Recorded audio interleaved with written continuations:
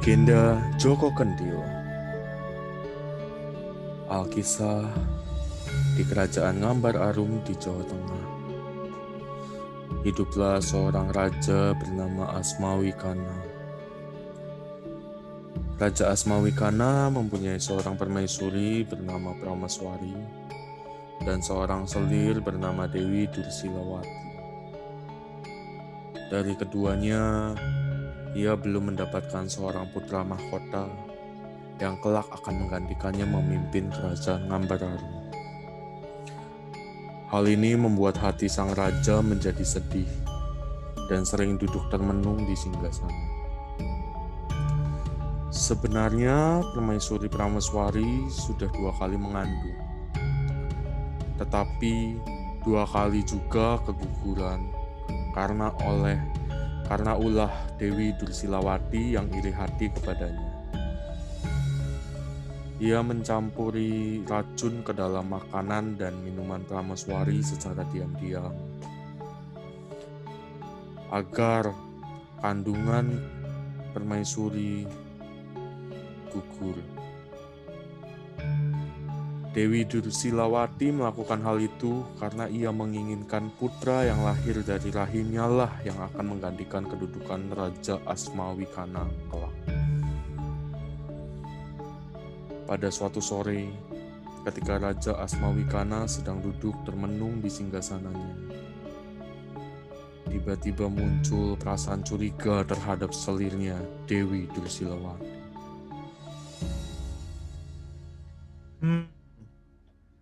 Kenapa Prameswari selalu keguguran ya? Apa yang salah? Jangan-jangan Dewi Dursilawati telah mencampurkan obat ke dalam makanan Prameswari untuk membuatnya keguguran. Sejak saat itu, Raja Asmawikana selalu memperhatikan kesehatan Prameswari, khususnya dalam hal makanan. Ketika Prameswari mengandung putranya yang ketiga, ia pun memerintahkan kepada para dayang istana agar memeriksa makanan dan minuman yang akan dihidangkan kepada Prameswari dan mengawasi sang permaisuri pada saat makan. Hai dayang, kalian sendiri yang harus menyiapkan, menghidangkan, serta mengawasi semua makanan dan minuman untuk permaisuri. Selain dari kalian, tidak ada yang boleh memberikan makan dan minuman untuk permaisuri. Baik, Baginda. Siap, laksanakan. Sejak saat itu, segala kebutuhan makanan dan minuman Prameswari senantiasa dalam pengawasan para dayang istana. Dursilawati pun kesulitan untuk melakukan niat jahatnya. Namun, selir raja yang licik itu tidak kehabisan akal. Ia pergi ke seorang dukun untuk meminta bantuan agar menyihir bayi yang ada di dalam kandungan Prameswari. Mbah, aku ingin minta bantuanmu. Saya tahu siapa Anda. Dan saya tahu maksud kedatangan Anda kemari. Apa coba? Jangan sotoy deh. Kamu mau aku menyihir anak dari Prameswari supaya cacat, bukan? Nah, ini dukun hebat. Bisa tahu loh. Mampu nggak, Mbah? Itu perkara mudah. Wani Piro. Apapun yang Mbah mau, akan saya berikan. Asal Mbah sihir anak Prameswari jadi cacat. Oke, deal. Dukun itu pun bersedia mengabulkan permintaan Dewi Dursilawati. Begitu kandungan Prameswari berusia 9 bulan, dukun itu menyihir bayi yang tak berdosa itu. Tak berapa lama kemudian, Prameswari pun melahirkan seorang anak laki-laki. Alangkah terkejutnya keluarga istana, terutama raja, ketika melihat putranya lahir dalam keadaan cacat, yaitu kepalanya berbentuk kendil atau panci. Sang raja dan permaisuri sangat sedih melihat keadaan putra mereka. Sang permaisuri menangis siang dan malam. Meski demikian, mereka tetap menerima keadaan itu dengan lapang dada. Bayi yang diberi nama Jaka Kendil itu mereka rawat dengan penuh kasih sayang. Namun, Raja Asmawikana tidak ingin putranya cacat seumur hidup.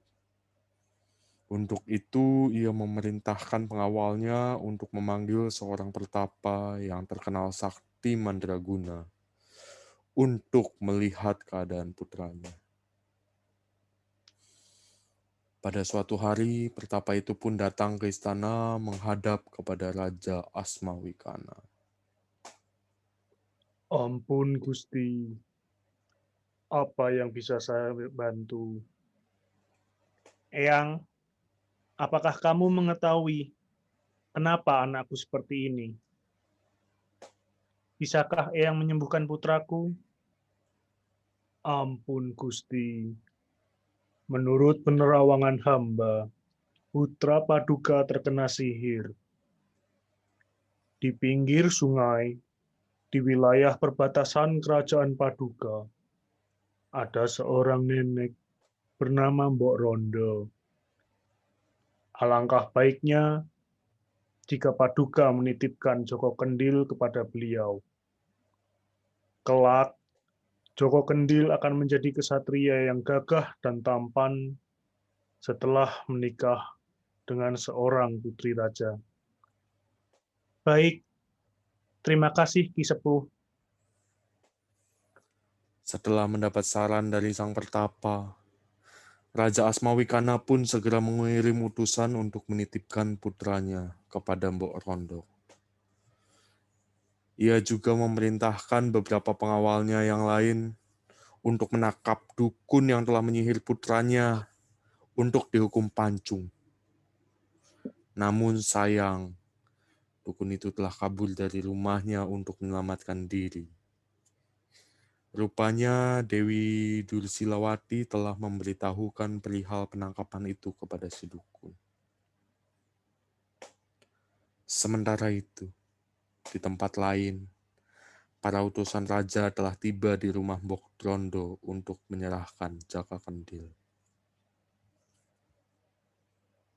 Apa benar ini kediaman Mbok Rondo? Benar, saya Mbok Rondo. Ada apa gerangan para pengawal kerajaan mencari hamba hingga ke gubuk reot di perbatasan kerajaan? Kami diutus oleh Raja Asmawikana. Paduka Raja memerintahkan kami untuk menitipkan putranya Joko Kendil kepada Mbok Rondo untuk dirawat. Baiklah, saya akan melaksanakan titah Paduka Raja untuk merawat Joko Kendil dengan baik. Sebagai ucapan terima kasih dari Paduka Raja, beliau memberikan sedikit emas, intan, dan permata untuk bekal hidup Mbok Rondo bersama Jaka Kendil.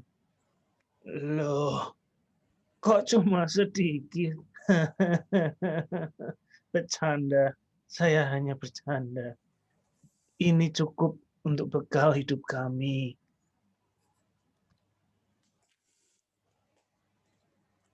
Mbok Rondo pun menerima Jaka Kendil dengan senang hati.